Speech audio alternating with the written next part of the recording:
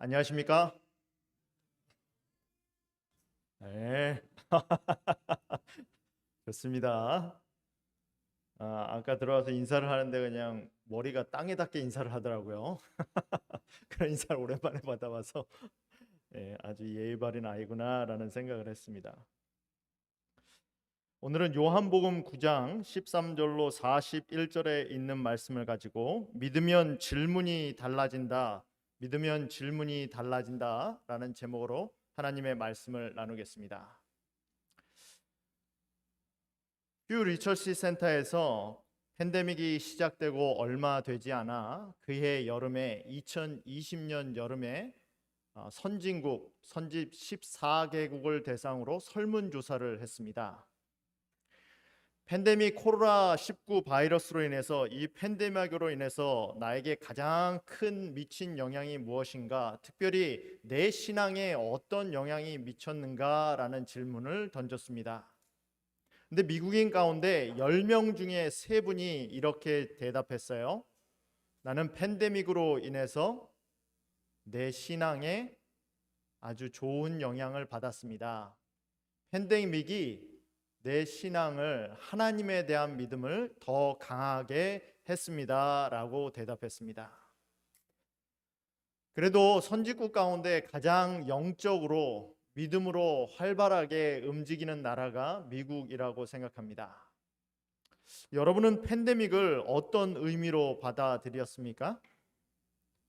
코로나19가 시작되니까 삶이 참 간단해지더라고요.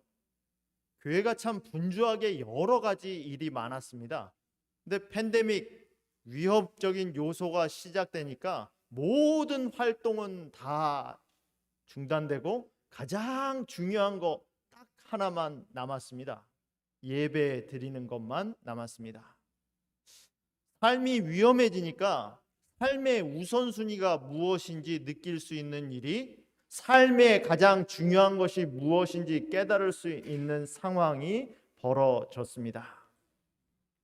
여러분, 오늘 본문을 보면 그 본문이 이렇게 시작됩니다. 그들이 전에 맹인이었던 사람을 데리고 바리새인들에게 갔더라. 맹인이었다가 본 사람을 데리고 바리새인에게 사람들이 데리고 갑니다. 왜 바리새인들에게 데리고 갔을까요? 거기 가서 예배 드리려고? 거기 가서 감사 찬송하려고? 왜 이 사람들이 맹인이 보게 된 사건을 가지고 바리새인들에게 데리고 갔을까요? 여러분, 아프면 누구를 찾아갑니까? 아프면 누구 찾아가요? 의사를 찾아가죠.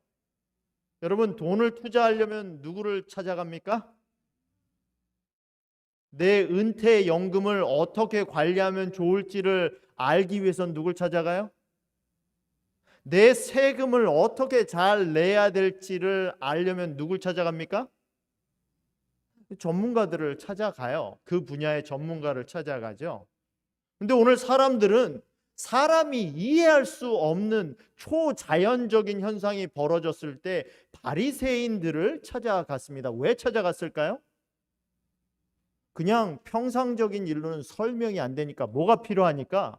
현상은 봤는데 그 현상 이면에 있는 그 일이 의미하는 것이 무엇인지 알기 원해서 바리새인들을 찾아갑니다. 왜 사람들이 그리스도인들을 찾아갈까요? 왜 사람들이 9/11이 터졌을 때 교회를 찾아가서 예배를 더 많이 드릴까요? 왜 사람들이 코로나 바이러스로 인해서 팬데믹이 터졌을 때 하나님을 더 믿게 될까요? 사람이 이해할 수 없는 초자연적인 일들이 벌어질 때 사람들은 교회를 찾곤 합니다. 또는 그리스도인들을, 하나님을 믿는다고 하는 사람들을 찾아요. 왜 이런 일이 벌어지는지를 알기 원해서예요. 여러분, 그리스도인은 적어도 하나님을 믿는 사람이라면 세상 사람들이 이해하는 수준의 이해를 가지고 세상을 바라보면 안 됩니다. 세상의 일들이 그냥 세상에서 벌어지는 일 수준이 아니라 그 이면에서 벌어지는 일이 있다는 것을 인식해야지 그것이 그리스도인들의 기본 모습, 기본 삶을 사는 태도라고 믿습니다. 오늘 이 사람들이 왜 맹인이었던 사람을 데리고 바리새인을 찾아갑니까? 자기 생각으로는, 자기 이성으로는 도저히 이해가 가지 않거든요. 어떻게 눈을 못 보던 사람이, 태어날 때부터 맹인이었던 사람이 진흙을 눈에 바른다고 해서 볼 수 있지? 뭐가 필요한 거예요? 설명이 필요한 거예요. 여러분, 그리스도인들은 설명할 수 있어야 됩니다. 세상이 왜 이렇게 돌아가는지, 왜 이런 일들이 벌어지는지, 지금 왜 지구가 이런 삶 가운데 살고 있는지, 왜 미국이란 나라에서 이런 일들이 벌어지고 있는지 설명할 수 있어야 돼요.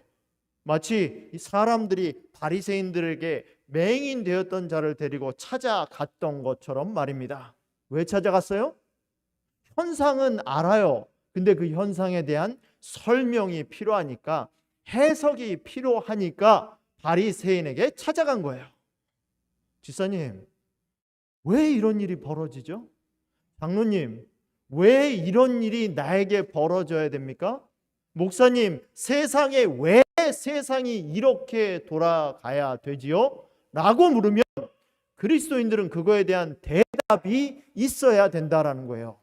세상에 대한, 현상에 대한 해석이 있어야 된다라는 겁니다. 지금 그거 듣기 위하여 바리새인들에게 이 맹인 되었던 자를 데리고 찾아갑니다. 바리새인들이 그 일에 대해서 해석을 하고자 하지요. 마틴 로이드 존스라는 목사님이 이런 말씀을 했습니다. 삶에서 결정적으로 중요한 것은 우리에게 생긴 일 자체가 아니다. 여러분 삶 가운데서 무슨 일이 벌어지면 그 일 자체가 중요한 게 아니라는 거예요. 그 일에 대하는 우리의 뭐다? 태도입니다. 삶에서 나에게 닥친 그 일 자체가 중요한 것이 아니라 그 일을 대하는 나의 태도가 중요하다는 겁니다.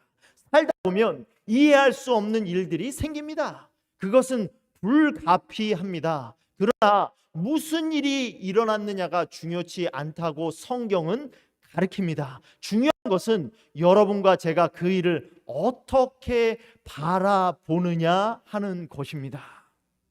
다시 말해서 그 일을 어떻게 해석하느냐 하는 것입니다. 일이 우리 삶 가운데 벌어질 수 있어요. 뜻하지 않게 사고를 당할 수 있어요. 뜻하지 않게 사랑하는 가족을 잃을 수 있어요. 그러면 사랑하는 가족을 잃은 것 자체가, 나가 당한 사고 자체가 중요한 것이 아니라 그 사고와 그 잃은 사건을 바라보는 나의 태도가 중요하다는 겁니다. 내가 그것을 어떻게 해석하느냐가 중요하다는 거예요. 마치 우리가 지난주에 살펴봤던 이지선 씨가 그 자기에게 일어난 사고를 단순히 닥친 사고, 당한 사고, 나 자신을 피해자라고 바라봤던 시선에서 건너떠서 그것을 넘어서서 내가 만난 또 하나의 사건으로 바라보고, 하나님이 이지선 씨를 그의 삶에 다시 세우시는 과정을 자기가 그 사건을 보는 해석을 달리함으로부터 시작했던 것처럼 말입니다. 여러분은 여러분의 삶을 어떻게 바라보십니까? 나에게 일어난 사건들, 불가피한 일들 있지 않습니까? 내가 계획하지 않은 것들, 그냥 벌어진 일들을 어떻게 바라보십니까? 어떻게 해석하세요? 그 일 자체보다 성경은 그 일을 우리가 어떻게 바라보느냐는 태도, 그 일을 어떤 의미를 가지고 해석하느냐가 중요하다라고 말을 합니다. 근데 오늘 성경은 그 일이 벌어진, 맹인을 고치게 된 일이 벌어진 일이 안식일이다라고 말을 해요. 안식일인 게 왜 중요한가? 여러분, 이걸 가지고 바리새인들이 해석을 합니다. 이 일이 왜 중요한 일인지, 왜 의로운 일인지, 왜 악한 일인지, 이 사람이 왜 선한 사람인지, 왜 의로운 사람인지, 왜 죄인인지에 대해서 안식일이라는 것에 의하여 해석을 해요. 당시에는 안식일에는 사람이 죽을 만큼 중병이 아니면 고치지 말아야 됐어요. 그게 안식일에 대한 그들의 이해였습니다. 이 사람이 지금 고치지 않으면 당장 죽을 사람이 아니면 고치면 안 돼요. 우리 예수님이 이 사람을 고치기 위해서 뭐 했습니까? 반죽을 빚었어요.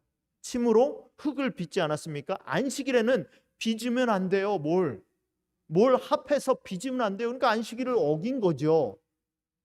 눈에 바르지 않았습니까? 눈에 바른 것에 대해서는 의견이 좀 엇갈렸어요. 어쨌든 이 사람들이 이 사람에게, 맹인에게 나타난 일에 대해서 안식일이라는 관점을 가지고 해석을 합니다.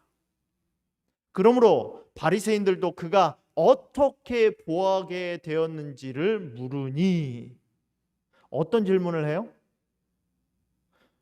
질문을 해야 그거에 대해서 이해를 할 거 아니에요. 여러분, 저도 어떤 사람이 어떤 질문을 하는 걸 들어보면 그 사람이 원하는 게 무엇인지를 깨닫게 돼요. 질문만 들어도 이 사람이 지금 어디를 향해 가고 있구나라는 것을 알게 됩니다. 질문만 들어도 이 사람이 지금 어디까지 이해했구나라는 것을 알 수가 있어요. 질문만 들어도 이 사람의 의도가 무엇이구나라는 걸 알 수가 있습니다. 아빠, 오늘 게임해도 돼? 질문의 강점이 뭔지 알죠? 아빠, 내일 쉬는 날이야? 질문의 강점이 뭔지 알죠? 여러분, 질문을 뭘로 던지느냐가 내 삶이 지금 어디로 가고 있느냐가 보여져요. 여러분, 하나님께 여러분들이 하는 질문들을 한번 가만히 생각해 보세요. 나는 하나님께 어떤 질문을 던지고 있는지. 이들은 지금 뭐에 강점을 찍어서 던지고 있습니까? 이 사람이 뭐 하게 됐는지, 어떻게 보게 됐는지에 강점을 찍어서 현상을 해석하려고 하고 있어요. 여러분, 이 사람이 어떻게 보는 거에 된 것이 중요합니까? 눈에 진흙을 발랐든지 눈에 물로 씻었든지, 여러분 이해 가요? 진흙을 눈에 발라서, 침을 이겨서 진흙을 눈에 발랐다는 게 이해가 갑니까? 하나님이, 예수님이 왜 굳이 침을 뱉어서 흙을 이겼는지, 굳이 왜 그걸 눈에 발랐는지, 굳이 왜 실로암 못에 가라고 했는지, 왜 거기서 씻으라고 했는지, 왜 그 방법을 굳이 썼는지, 그것 꼭 우리가 이해해야 돼요.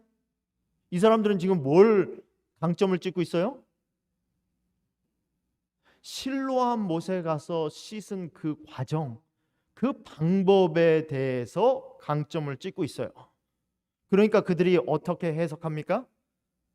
해석이 둘로 나눠져요.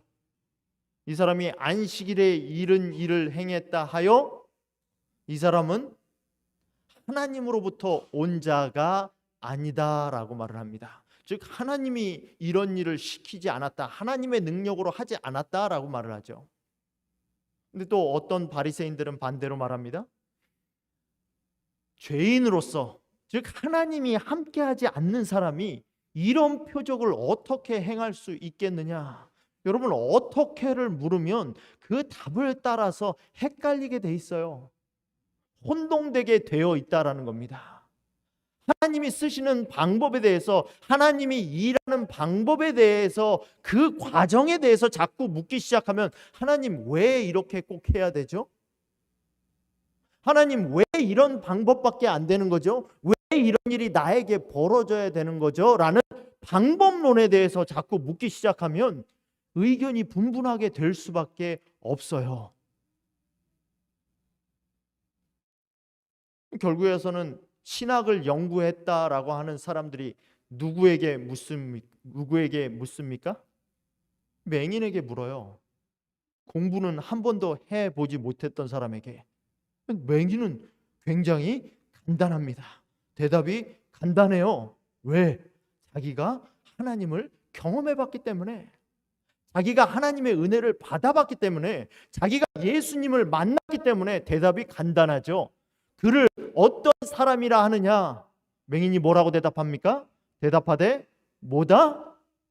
선지자이니다. 여러분, 신앙은요 단순합니다. 믿음은 삶을 단순하게 만들어요. 왜 우리의 삶이 복잡해지느냐? 왜 우리 신앙이 복잡해지느냐? 자꾸 내 뜻을 섞어서 그래요. 내 의지를 섞기 시작하면 뭐예요? 복잡해집니다. 신앙은 단순해요. 복잡하지 않아요. 이 사람이 행한 것을 보니까 선지자인이다. 근데 유대인들은 복잡해져요. 이 바리새인들은 복잡해져요. 왜 복잡해지죠? 믿지 않으니까. 신앙에서 믿음이란 요소를 빼면 모든 게 복잡해져요. 여러분, 믿지 않는데 어떻게 헌금 냅니까? 믿지 않는데 어떻게 헌신하죠? 믿지 않는데 어떻게 죽음을 기쁨으로 받아들여요? 믿지 않는데 어떻게 기적이라는 것을 받아들입니까? 믿음이라는 걸 빼면 신앙은 복잡해질 수밖에 없어요. 여러분, 이 사람한테 자기한테 벌어진 일에 대해서 간증하잖아요. 내가 눈을 씻었더니 봤습니다. 그 사람이 선지자입니다. 그런데 이 사람들은 또 다른 증인을 원해요. 여러분, 자꾸 우리가 딴 사람 말을 들어보고자 합니다. 한 사람 말 듣고는 못 믿겠다고 해요. 성경 말씀만 보고서는 믿지 못하겠다고 합니다. 다른 증거를 보여달라고 해요. 자기에게 벌어진 일을 자기가 말하는데 그걸 못 믿고 지금 뭐 합니까? 그 부모를 불러와요. 그리고 그 부모에게 묻습니다. 아니, 자기에게 벌어진 일을 자기가 말하는데 그걸 믿지 못해요. 믿지 못하니까 자꾸 소스를 찾는 거예요. 여러 군데 여러 사람들에게 묻는 거예요. 여러 사람에게 묻는다고 해서 내 믿음이 더 강해지지 않아요.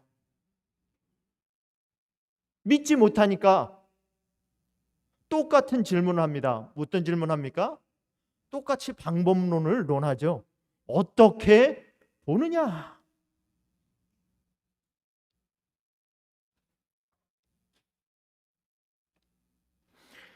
여러분, 그 부모님이 그렇게 아들을 사랑하는 부모 같지는 않아요. 아들의 직업이 뭐였죠? 거지였어요. 거지면 보통 부모가 없지 않습니까? 부모가 있으면 아무리 가난해도 누가 먹여 살리죠?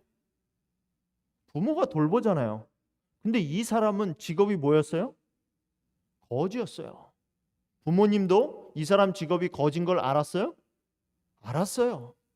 부모님이 이 사람이 직업이 거지인 것을 인정했어요. 승낙했어요. 그래, 그렇게 해서라도 먹고 살아. 적어도 묵인했어요. 그 부모에게 묻습니다. 그러니까 부모가 이렇게 대답해요. 이 사람이 우리의 아들인 것과 맹인으로 난 것은 아나이다. 아는 것과 알지 못하는 것을 얘기하죠. 이 사람이 내 아들은 맞습니다. 그리고 태어났을 때부터 맹인인 것은 맞아요. 그런데 어떻게 해서 보는지 또는 누가 그 눈을 뜨게 하였는지는 우리가 알지 못하나이다. 정말 모를까요?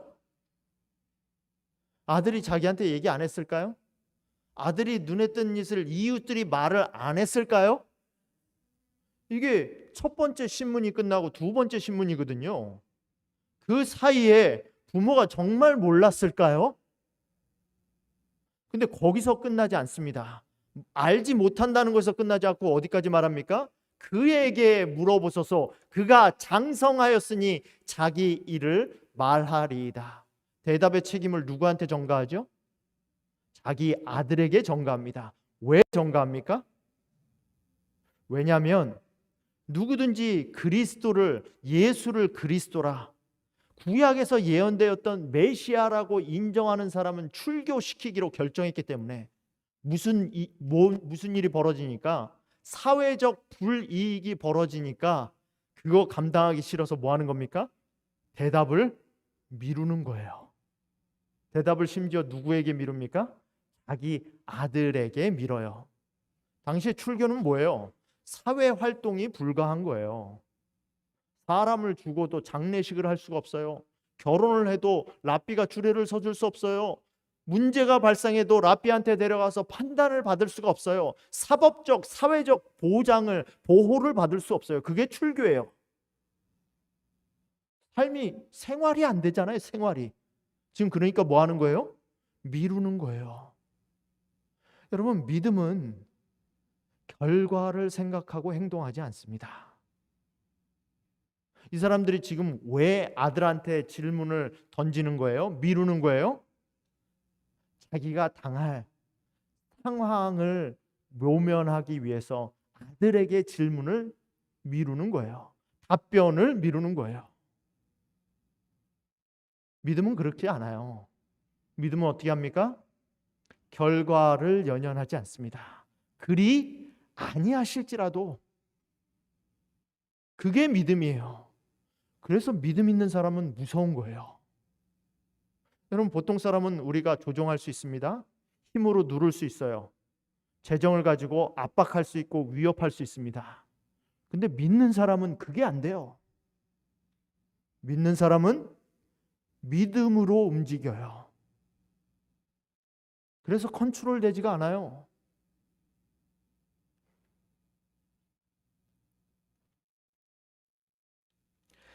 그 사람에게 미루니까 다시 또 질문을 합니다. 도대체 몇 번 질문을 하는 거죠? 유대인들이 이에 그들이 맹인이었던 사람을 두 번째 불러, 맹인 첫 번째 불렀죠? 그 다음에 부모 불렀죠? 그리고 나서 맹인을 다시 한번 부릅니다. 두 번째 불러 이르되 너는 하나님께 영광을 돌리라. 우리는 이 사람이 죄인인 줄 아노라. 하나님께 영광을 돌리라는 말이 너가 고침을 받은 것을 하나님께 감사 찬송 드려라 이 말이 아니에요. 너가 하나님께 고침을 받았으니까 하나님께 감사드려 이 말이 아니에요. 하나님께 영광을 돌리다라는 말은 여호수아 7장 19절에 보면 이렇게 쓰였어요. 이스라엘의 하나님 여호와께 영광을 돌려 그 앞에 자복하고 내가 행한 일을 내게 알게 하라. 아간이 여리고성이 무너졌을 때 그 성에서 훔친 재물이 자기가 훔쳤다는 것을 어떻게 됩니까? 제비뽑기를 향해서 지적을 당했어요. 그때 여호수아가 아간한테 한 말이에요. 하나님께 영광을 돌리라는 말은 이 어구, 상용구, 관용구의 뜻은 뭐냐면 자기가 잘못한 것에 대해서 자복하고 진실을 말하라라고 말할 때 사용되는 어구예요. 관용구예요. 이게 하나님께 영광을 돌리라라는 말은 전제가 뭐예요? 전제가 뭡니까? 지금 이 사람이 거짓말하고 있다라는 게 전제예요. 다시 말해서 지금 바리새인들이 이 사람들에게 말하는 요지는 뭡니까? 맹인에게 물어보는 요지는 뭐예요? 진리를 알고 싶어서예요? 정말 무슨 일이 벌어진지를 알고 싶어서예요? 아니에요. 이 사람이 거짓말을 하고 있다라는 전제로 말을 하는 거예요. 여러분, 때때로 침묵하는 것이 우리가 불신하는 것을 인정하는 것일 때가 있어요.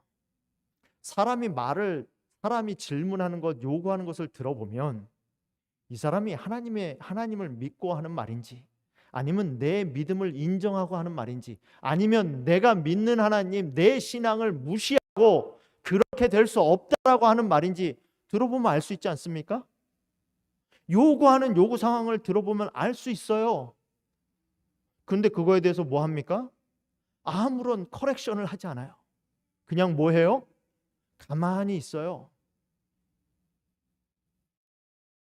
지난주에 저희 아이들이 차를 타고 집으로 돌아가는 길이었습니다. 친구랑 같이 타고 돌아가는 길이었어요. 근데 한 친구가 다른 친구한테 좀 심한 말을 했어요. 해서는 안 되는 말을 했습니다. 근데 저희 아이가 그 말을 듣고 옆에서 가만히 있었어요. 그래서 제가 두 아이를 다 혼냈습니다. 심한 말을 한 아이나 그 앞에서 그 말을 듣고 가만 침묵하고 있었던 아이나, 침묵한 사람은 뭐예요? 잘못하면 잘못했다고 말을 해야죠. 잘못되어지면 잘못되어진다고 말을 해야죠. 말을 하지 않는 것 자체가 뭐예요? 그걸 인정하는 거예요. 그걸 묵인하는 거예요. 그걸 동조하는 거예요. 이 사람들은 말 자체가 뭐예요? 진리를 알고자 하는 말이 아니에요. 예수는 메시아가 아니다, 하나님께서 보내신 자가 아니다라는 가정을 전제하고 하는 말이에요. 이 맹인이 자기에게 하는 말에 대해서, 여러분, 이 사람 교육받은 사람 아니에요. 근데 믿으면 모든 게 클리어해져요. 하나님 말씀을 확실하게 믿지 못하고 내가 하나님께 올인하지 않은 상태는 모든 게 불분명하게 보입니다. 근데 한번 하나님께 올인하고 하나님을 믿기 시작하면 모든 게 클리어해져요. 더 이상 내 삶에 있어서 선택에 대한 주저함이 없어집니다. 이 사람은 자기가 뭘 알고 뭘 모르는지가 확실해져요. 알지 못하는 것에 대해서는 알지 못한다라고 말합니다. 그가 죄인인 줄은 내가 알지 못하나 신학적인 일에 대해서는 당신들이 더 잘 알지 않습니까? 나는 그거 모릅니다. 그런데 뭐라고 말해요? 한 가지 아는 것은 내가 맹인으로 있다가 지금 뭐 하는 것이다? 보는 것이다.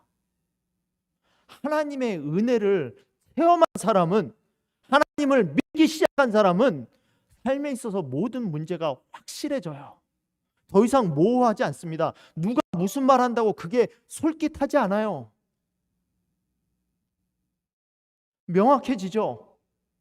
신학적인 일을 꼭 안다고 해서, 성경을 명확하게 안다고 해서 믿음이 확실해지는 거 아니에요. 신앙적인 것이, 신학에 대해서, 성경에 대해서 모든 것을 다 모른다고 할지라도 하나님의 기적과 은혜를 체험한 사람, 그리고 그걸 믿기 시작한 사람은 신학적인 게 더 이상 문제가 되지 않아요. 한 가지 내가 아는 것은 내가 맹인으로 있다가 지금 보는 그것이니이다.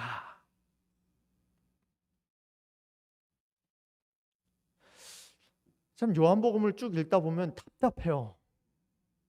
왜 똑같은 질문을 반복하죠? 여기 또 묻습니다. 지금 네 번째 묻는 것은, 그 사람이 내게 무엇을 하였느냐? 어떻게 내 눈을 뜨게 하였느냐? 똑같은 질문을 계속해요. 여러분, 우리가 하나님께도 같은 말을 계속 반복해요. 내가 같은 요구를 계속 반복하고 같은 질문을 반복한다는 건 무슨 뜻이에요? 하나님을 믿지 못한다는 증거예요. 내가 같은 질문을 하나님께 계속 반복해요. 작년에 했던 말 또 합니다. 지난주에 했던 말 또 해요. 왜 하죠? 하나님이 들으셨다는 걸 믿지 못하니까 반복하는 거예요. 하나님이 답을 주셨지만 그 답을 내가 받아들일 수 없으니까 하나님이 내가 원하는 답을 줄 때까지 반복해서 질문하는 거예요. 내가 이미 일렀으되, 하나님이 이미 말씀하셨잖아요. 듣지 아니하고, 하나님 말씀하신 거 듣지 않지 않습니까? 어찌하여 다시 듣고자 하나이까? 여러분, 이제 다시 이 사람이 물어요. 여러분 잘 생각해 보세요. 평생을 제대로 된 교육받지 않고 눈이 멀고 거지 생활하던 사람이에요. 그런데 신학을 전공했던, 그 삶을 성경만 연구하고 사회의 지도자로 살았던 바리새인들에게 지금 뭐 합니까? 그들의 의중을 간파해서 오히려 그들에게 뭐 합니까? 질문해요. 질문하는데 뭐 해요? 그들의 의중을 비꼬아서 질문합니다. 당신들도 그들의 제자가 되려 합니까? 당신들도라는 말은 뭐예요? 나는 이미 그들의 제자가, 예수님의 제자가 됐다라는 거예요. 나는 예수님을 이미 믿는다는 거예요. 근데 왜 자꾸 묻지요? 같은 질문을 왜 계속합니까? 당신들도 예수님 제자가 되기를 원합니까? 예수님을 믿지 않는다는 걸 이미 알아요. 여러분, 믿으면 지혜로워집니다. 믿으면 분명해질 뿐만 아니라, 선명하게 보여질 뿐만 아니라 믿으면 지혜로워져요.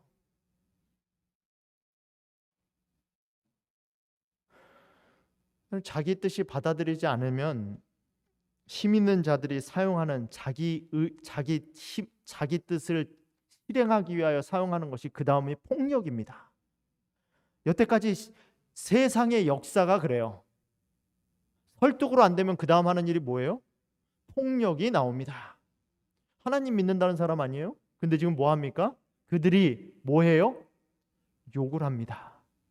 그들이 욕하여 이르되 너는 그의 제자나 우리는 모세의 제자라. 하나님이 모세에게는 말씀하신 줄을 우리가 알거니와 이 사람이 어디서 왔는지는 알지 못하노라.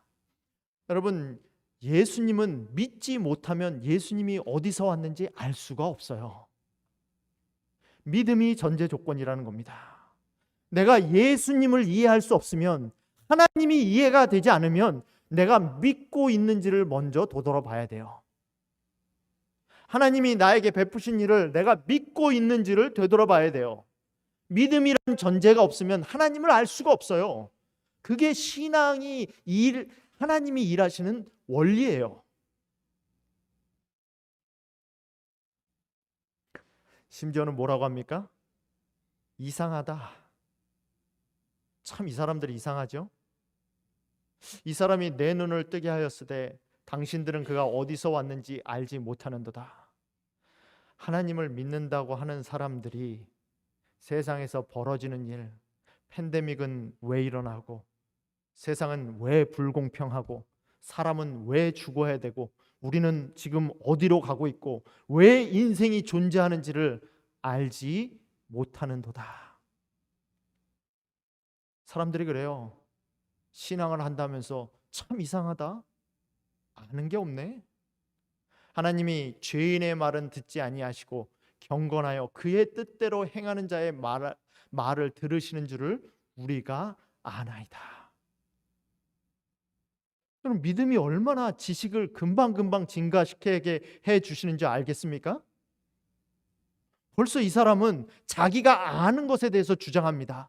하나님이 죄인이 아니라 의인의 기도를 들어주시는 줄을 내가 압니다라고 주장합니다. 심지어는 성경에 대해서도 논하죠. 창세 이후로부터 역사를 논합니다. 맹인으로 난 자의 눈을 뜨게 하였다 함을 듣지 못하였나니, 맹인이 무식한 사람이 세상 역사를 논해요. 이 세상 가운데서 내가 이 사람이 하나님께로부터 오지 아니었으면 아무도 아무 일도 할 수 없으리라. 여러분, 맹인도 이 무식한 사람도 예수님이 한 일을 보고 뭐 합니까? 하나님께로부터 온 사람이란 걸 알아요. 뭐 했기 때문에? 믿었기 때문에.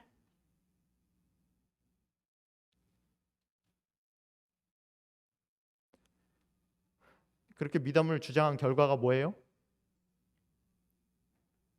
굉장히 심한 욕을 듣죠.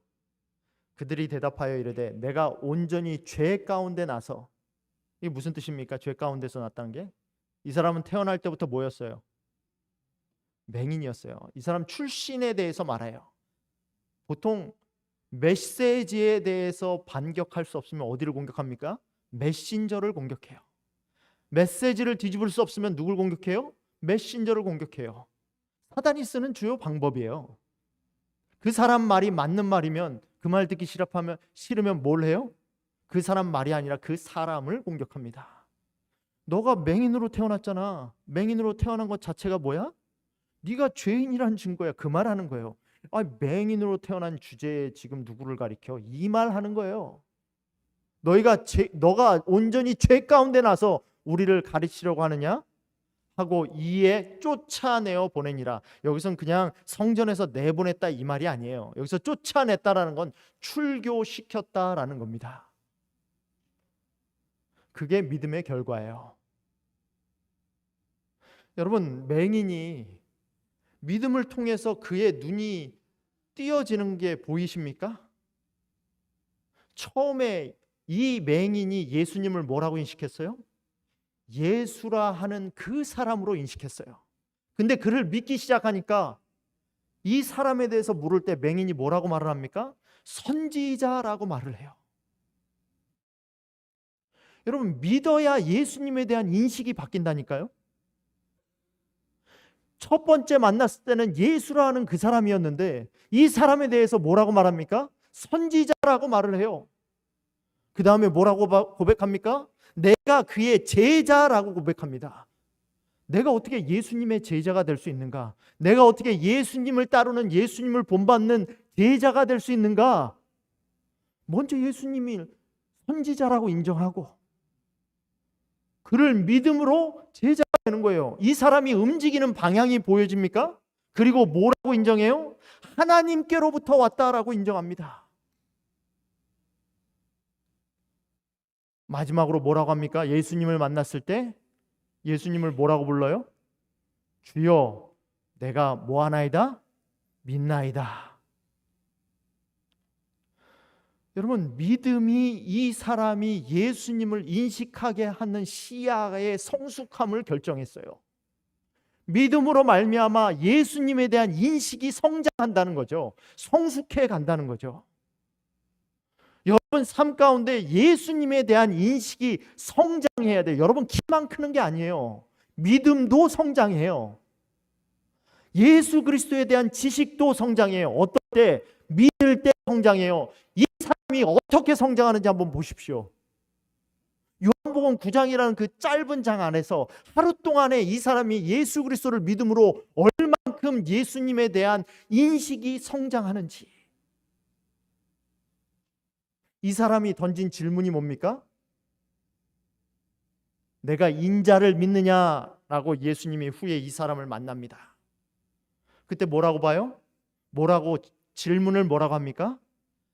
그가 누구시오니까? 여러분 안식일이 오늘 안식일 학교 시간에 설교 주제랑 참 맞는 영상을 우리가 봤어요. 안식일이 왜 이렇게 복잡하죠? 뭘 하지 말고 뭘 해야 되고 계명으로 보니까 복잡한 거예요. 안식일을 뭘 통해서 봐야 됩니까? 예수님을 통해 안식일을 봐야 돼요. 병자를 고치지 않는 게 중요한 게 아니라 진흙을 이기지 않는 게 중요한 게 아니라 진흙을 이겨서 뭐 하느냐가 중요하다는 거예요. 이해하지 않는 게 중요한 게 아니라 이해를 해서 뭘 추구하냐는 거예요.